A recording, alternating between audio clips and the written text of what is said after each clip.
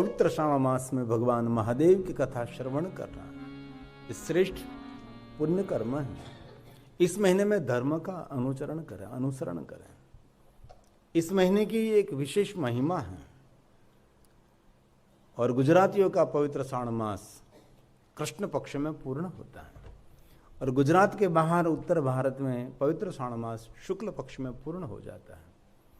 और विशेष करके आज छठ की तिथि है कृष्ण पक्ष की और सप्तमी आएगी। अष्टमी के दिन विशेष प्रकार से महादेव की पूजा की तो महिमा है, लेकिन अष्टमी पवित्र श्रावण मास की ये भगवान द्वारकाधीश भगवान कृष्ण जी की प्रागट्य का दिन है, इसलिए उसको हम जन्माष्टमी कहते हैं। और इस पवित्र श्रावण मास में जो त्रयोदशी पड़ती है उसके दिन रुद्राभिषेक विशेष प्रकार से भगवान महादेव का करना चाहिए। जो आपके पास कोई विद्वान आचार्य है तो उसके द्वारा, और कोई विद्वान नहीं है तो आप पंचाक्षर मंत्र बोलकर भगवान महादेव को अभिषेक कर सकते हैं। अति रुद्राभिषेक भी हो सकता है। इस महीने में बहुत सारे मैंने शिव भक्तों को देखा है, पूरे महीने तक 108 ब्राह्मणों को अपने घर पर रखते हैं और एक साथ में 108 ब्राह्मण नित्य रुद्राभिषेक करते हैं, रुद्री पाठ करते हैं। एक महीने तक पहले से ये शिव भक्त व्यवस्था करते हैं। और कहीं शिव भक्त 11 ब्राह्मण, कहीं शिव भक्त 5 ब्राह्मण, कोई 3, कोई 2 ब्राह्मण। और असमर्थ है वो विशेष प्रकार से ब्राह्मणों को कहते कि हमारी ओर से एक महीने तक भगवान महादेव के शिवालय में हमारी तरफ से भगवान शिव जी को अभिषेक करें, हमारी तरफ से भगवान महादेव की पूजा करें। हमने गुजरात के गांवों में देखा है, गांव का आचार्य, गांव का पंडित, जो गांव का पूरे गांव का जो कर्मकांड पूजा पाठ संभालते हैं, बहुत सारे लोग उनको पहले से कह देते कि इस पवित्र श्रावण मास में हमारी ओर से आपको पूजा करनी है। ऐसे एक ब्राह्मण 100 व्यक्ति, 200, 300 व्यक्ति की पूजा करते हैं। सुबह में जल्दी शिवालय पहुंच जाते हैं और सबकी ओर से भगवान महादेव की पूजा करते हैं, संकल्प करते हैं, उनकी ओर से अभिषेक करते हैं, रुद्राभिषेक करते हैं, रुद्री पाठ भी करते हैं। जीवन में कहीं रुकावट आ रही है तो रुद्री पाठ की एक अद्भुत महिमा है। रुद्राभिषेक की एक विशेष महिमा है और विशेष प्रकार से ब्राह्मण हमारे नाम का संकल्प करके, हमारे गोत्र को याद करके हमारी तरफ से भगवान महादेव के सामने रुद्री पाठ करते हैं, लघु रुद्र करते हैं। इसकी एक विशेष महिमा है। हम सभी भगवान महादेव के शिवालय में पूजा करने के लिए नहीं जा सकते तो हमारी ओर से, हमारा आचार्य, हमारा कुलाचार्य, हमारा कुलगौर, हमारी ओर से भगवान महादेव की एक पवित्र श्रावण मास भगवान महादेव का पूजन करते हैं। विशेष प्रकार से बिल्वपत्रों से महादेव का पूजन करते हैं। विशेष प्रकार से अलग अलग सौभाग्य द्रव्यों से भगवान महादेव का पूजन इस पवित्र श्रावण मास में किया जाता है। और हमारे से कुछ भी न हो सके तो घर में एक महीने तक अखंड दीप प्रज्वलित करना चाहिए। अखंड दीप न रख सके तो आप सोमवार के दिन विशेष प्रकार से अखंड दीप रखें। ये भी न हो सके तो शिवरात्रि के दिन, त्रयोदशी के दिन प्रातःकाल से लेकर पूरी रात तक अखंड दीप घर में रखने की एक विशेष महिमा है। गाय का शुद्ध घी मिले तो उनसे, ये न मिले तो तिल का तेल, ये भी न मिले तो सरसों का तेल। लेकिन इस पवित्र श्रावण मास में थोड़ा सा सत्कर्मा बहुत बड़ा पुण्य देने वाला है। इस पवित्र श्रावण मास में भगवान की कथा श्रवण करने के विशेष महिमा है, इसलिए पूरा महीना श्रवण करने के लिए, सुनने के लिए है। इस महीने में शिव भक्त को मौन रहना चाहिए। पूरा महीना मौन न रह सके तो सोमवार के दिन मौन रहे, और सोमवार के दिन मौन न रहे तो इस कृष्ण पक्ष के अंदर जो त्रयोदशी पड़ती है उसके दिन मौन रहे, जिनको हम शिवरात्रि कहते हैं। इस पवित्र श्रावण मास ये पुण्य की वृद्धि करने वाला मास है। भगवान शिव जी को अति प्रिय कोई मास है तो पवित्र श्रावण मास है। इसलिए इस महीने में विशेष प्रकार से पंचाक्षर मंत्र का जाप करें, रुद्र जाप करें, जितना हो सके इतना साधना, उपासना, अनुष्ठान, विशेष प्रकार से व्रत। और 16 सोमवार का व्रत शुक्ल पक्ष में प्रथम सोमवार से व्रत का प्रारंभ रहता है। इसलिए हम सभी मेरे भाग्य की सराहना करते हैं कि हम सब मिलकर इस पवित्र श्रावण मास में विशेष प्रकार से भगवान महादेव को याद कर रहे हैं। कथा श्रवण करना कोई छोटी बात नहीं, कथा श्रवण करना भगवान की श्रेष्ठ उपासना है। कथा श्रवण करने से तीर्थ यात्रा का फल तो सही, लेकिन कथा श्रवण करने से सभी देवताओं की पूजा अर्चन यज्ञ यागादि सभी प्रकार के पुण्य फल इस कथा श्रवण मात्र से मिलते हैं। जो भगवान महादेव की कथा सुनते हैं वो मनुष्य अपने जीवन में सभी अपना मंगल कर सकते हैं। इसलिए आपके पास जितना समय है इतने समय भगवान की कथा श्रवण करनी चाहिए। ये सनातनी परंपरा, ये शिव जी की परंपरा, ये देवताओं की परंपरा, ऋषि मुनियों की परंपरा, हमारे पूर्वजों की परंपरा है जो भगवान महादेव की कथा श्रवण करना। कोई भी कथा मनुष्य जाति के लिए आशीर्वाद स्वरूप है, इसलिए कथा श्रवण करने से मनुष्य का मंगल और कल्याण रहता है। सुत पुराण जी ने प्रयाग तीर्थ में कहा, हे महात्माओं, मेरे सदगुरु भगवान महर्षि वेद व्यास जी ने जो मुझे कहा आपके समक्ष में कहने का प्रयास करता हूं, क्योंकि सुत पुराण के सदगुरु भगवान महर्षि वेद व्यास जी हैं। आध्यात्मिक मार्ग में कोई सदगुरु की आवश्यकता रहती है, कोई पथदर्शक, कोई मार्गदर्शक जीवन में चाहिए ही। ऐसे कोई आध्यात्मिक मार्ग में आगे नहीं बढ़ सकता, उनके लिए कोई पथदर्शक, कोई मार्गदर्शक, जिनको हम गुरु नहीं कहते, जिनको हम सदगुरु कहते, जो सद पंथ पर ले जाते हैं। हमारे में कुछ ऐसी कोई आदत है तो छुड़ाने के लिए वो प्रयास करते हैं, व्यवहार सिखाते हैं, विचारों की गति देते हैं और वाणी में पवित्रता देते हैं।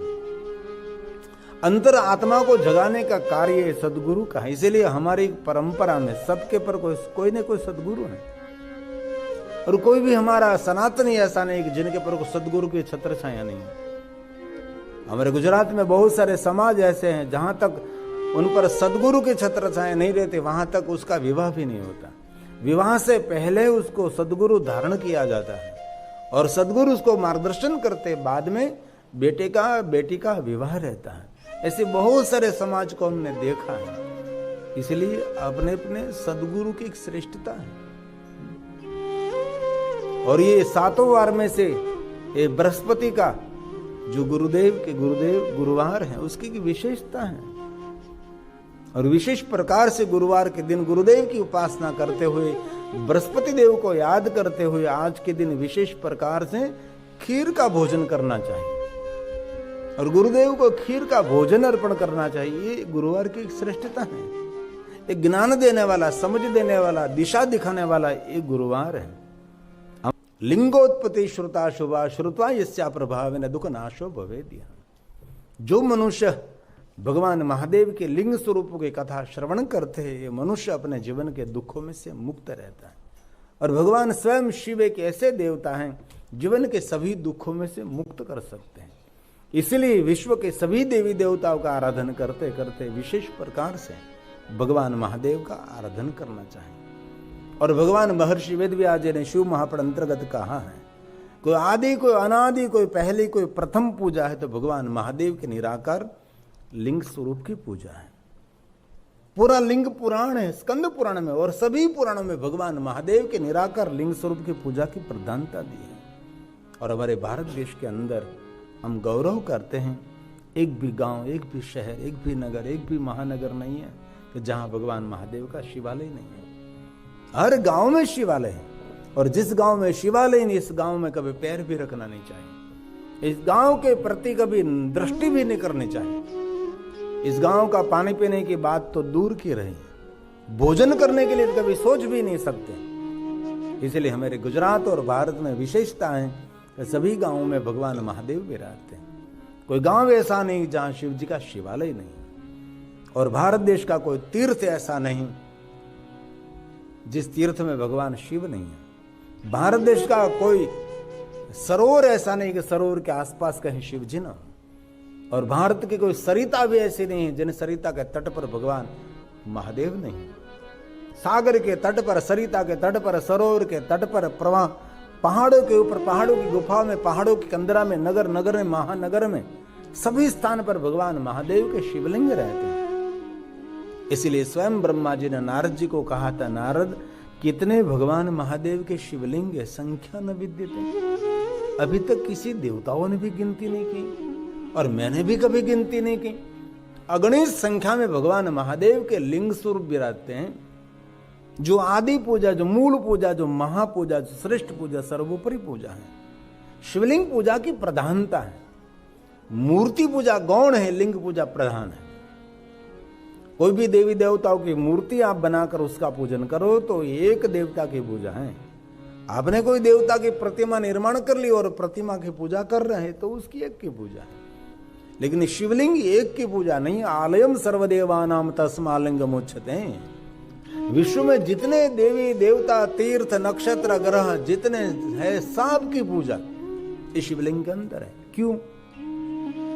इसीलिए शिवलिंग इस समग्र भूमंडल का एक प्रतीक है। शिवलिंग ये आकाश का प्रतीक है और जो कुछ हम देखते हैं सब कुछ आकाश में है। देव, देवी, देव, गण, ऋषि, मुनि, पितर, ग्रह, तारा, नक्षत्र, सब कुछ ये आकाश के अंदर है। और कोई भी व्यक्ति को पूछो तो आकाश सबको एक लिंगाकार ही लगता है। कोई दुनिया में आकाश लंबा चौड़ा कभी लगता ही नहीं। आकाश का आकार एक ही है, जिनको हम शिवलिंग आकार कहते हैं। इसीलिए आकाश के प्रतीक स्वरूप हम भगवान महादेव के लिंग स्वरूप का पूजन करते हैं। और हमारे लिए आकाश को धारण करने वाले पृथ्वी हैं, इसलिए पृथ्वी के प्रतीक स्वरूप हम पीठ पूजा करते हैं। ये मेरी आदि परंपरा है। विश्व के सभी देवी देवताओं ने भगवान महादेव के निराकार लिंग स्वरूप का पूजन किया है। इसलिए आप और हम हमारा सबका मंगल करना चाहते हैं तो लिंग पूजा ये प्रधान है। भारत देश के अंदर हजारों साल, करोड़ों साल, युग प्राचीन भगवान महादेव के लिंग स्वरूप हैं। ऐसे तो बहुत सारे भगवान महादेव के लिंगों का स्वरूप भारत देश के अंदर है। गांव गांव में भगवान महादेव विराजते हैं। और ज्योतिर्लिंग 12 नहीं, ज्योतिर्लिंग 100 करोड़ ज्योतिर्लिंगों की महिमा है। और 12 ज्योतिर्लिंग को प्रधान मानते हैं हम। और बहुत सारे भाइयों बहनों ने जीवन में 12 ज्योतिर्लिंग की यात्रा भी की होगी। 12 ज्योतिर्लिंग में पूरा भारत आ जाता है। कोई मनुष्य हमें कहे कि मैं 12 ज्योतिर्लिंग की यात्रा करूं, इसमें भारत दर्शन है। एक 12 ज्योतिर्लिंग की यात्रा कर लीजिए और भारत देश के 4 धाम की यात्रा कर लीजिए और हिमालय के 4 धाम की यात्रा कर लीजिए, हो गया भारत दर्शन। हमारे यहाँ का युवक है, पढ़ा लिखा है, वो मुझे कह रहा था मैं भारत दर्शन के लिए आ रहा हूं।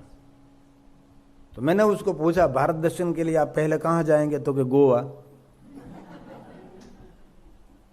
मैं जो गोवा भारत दर्शन नहीं है भाई। भारत दर्शन करना है तो 12 ज्योतिर्लिंग की यात्रा करनी पड़ेगी। भारत देश का दर्शन करना है तो भारत देश की 4 धाम की यात्रा करनी पड़ेगी। भारत देश की या दर्शन करना है तो हिमालय पहाड़ के 4 धाम की यात्रा करनी पड़ेगी, तब भारत दर्शन मिलता है। गोवा में कोई भारत दर्शन नहीं है। लेकिन बहुत लोगों को पता नहीं है कि भारत दर्शन क्या है। पिकनिक पर आप विदेशों में जा सकते हैं, लेकिन कोई देश में पिकनिक करने के लिए जा सकते, लेकिन यात्रा करनी है तो आपको भारत देश ही आना पड़ेगा। भारत देश में कोई पिकनिक मनाने के लिए नहीं आता। भारत देश के अंदर सभी लोग यात्रा करने के लिए आते हैं। यात्रा क्यों करते? क्योंकि हमारी अंतिम यात्रा मंगलमय हो जाए। इसलिए हमारी सनातनी परंपरा में यात्रा की प्रधानता है। और बहुत लोगों को हमने देखा है कमाने में, धन एकत्र करने में, बच्चों को बड़ा करने में, सीमेंट कंक्रीट के मकान बनाने में, समाज के अंदर सफलता हासिल करने के लिए पूरा जीवन उसका पूर्ण हो जाता है। जीवन की एक भी यात्रा नहीं करता, तो एक यात्रा करता है अंतिम यात्रा, वो तो करनी ही पड़ती है। इसलिए हमारी अंतिम यात्रा को मंगलमय बनाने के लिए मनुष्य मात्र को कभी कभी समय निकाल कर छोटी छोटी यात्रा करें। यात्रा हमारे जीवन को उत्साह भर देती है। यात्रा हमारे जीवन को सकारात्मक ऊर्जा देती है। यात्रा पुण्य देती है। इसलिए हमारे भारत देश के अंदर यात्रा की प्रधानता है।